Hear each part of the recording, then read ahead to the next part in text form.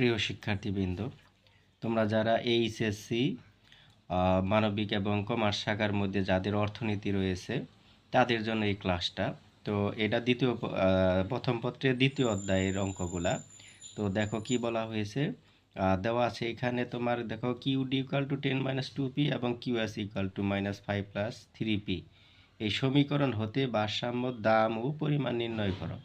এইরকম অঙ্ক তোমার দ্বিতীয় পত্রে বেশ কয়েকটা আছে, অনেকগুলো অঙ্ক রয়ে গেছে। এইরকম একটা পারলে আবার সবগুলো তুমি পারবা। তো দেখো কিভাবে তুমি এই অঙ্কগুলো সমাধান করবা সেই বিষয় নিয়ে আমরা আলোচনা করতেছি।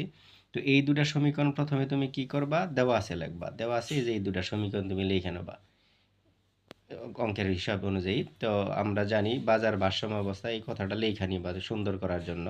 আমরা জানি বাজার ভারসাম্য অবস্থায় কিউডি সমান সমান কিউএস, মানে চাহিদার পরিমাণ এবং যোগানের পরিমাণ পরস্পর সমান হবে। এটা হলো ভারসাম্যের সূত্র। তো এখানে দেখো দুটার মান দেওয়া আছে। এখন তুমি কি করো, এই মানগুলো এই জায়গায় বসাই দাও।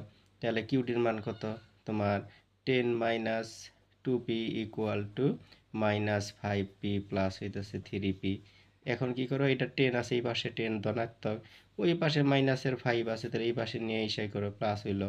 আবার এই পাশে 3p আছে, এখান থেকে ওই পাশে মাইগ্রেশন করলে তোমার কি হয়, প্লাস হয়ে যাবে। অর্থাৎ সংখ্যাগুলো আমি এই পাশে আনলাম এবং পি আর ইগুলো আমরা ওই পাশে নিয়ে নিলাম, সাইড চেঞ্জ করে নিলাম। সাইড চেঞ্জ করার সময় চিহ্ন পরিবর্তন হয়। এখানে হলো কত 15 আর এইখানে হলো কত 5p।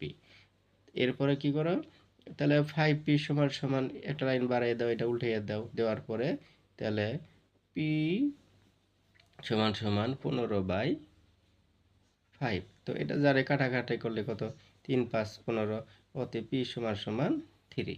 তাহলে এটাই হলো তোমার কি ভারসাম্য দাম।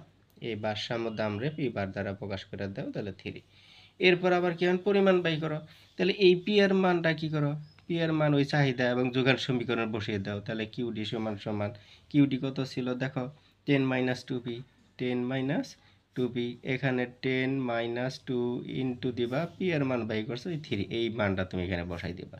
তাহলে 10, এখানে 3 দুগুণে 6, 10 থেকে 6 গেলে থাকে কত 4। আবার কিউ এর সমান সমান ছিল -5 প্লাস 3p।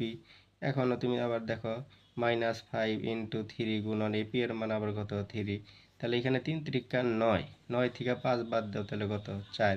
তাহলে কিউডি এবং কিউএস দেখা হয়েছে পরস্পর কি সমান হয়েছে, এই যে ভারসাম্য শর্ত মিলা গেছে। তো অতএব এটাই হলো ভারসাম্য পরিমাণ। ভারসাম্য পরিমাণ কিউডি সমান সমান কিউএস সমান সমান 4।